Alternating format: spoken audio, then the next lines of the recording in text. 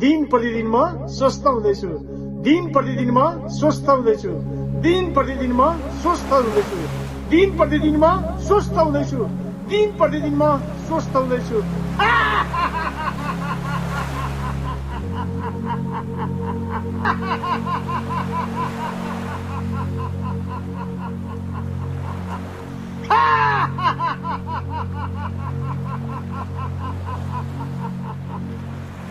दिन प्रतिदिन म स्वस्थ हुँदैछु, दिन प्रतिदिन म स्वस्थ हुँदैछु, दिन प्रतिदिन म स्वस्थ हुँदैछु।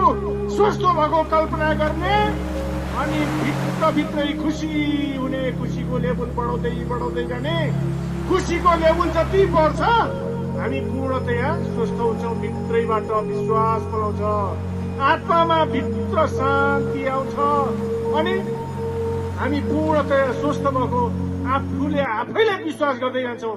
सुरुमा त विश्वास लाग्दैन, हामी आफैले आफैलाई बिरामी हो कि जस्तो लाग्छ, तर यो दिन प्रतिदिन म स्वस्थ हुँदैछु भन्दै दिनको 3 चोटि बिहान दिउँसो बेलुका दिनको 3 चोटि भन्यो भने साँच्चीकै हाम्रो सबकन्सियस माइन्डले ओहो यसलाई त स्वस्थ बनाउनु पर्ने रहेछ भनेर हामीलाई पूर्णतया स्वस्थ बनाउँछ। 100 मा 100% आफूमा विश्वास जाग्छ।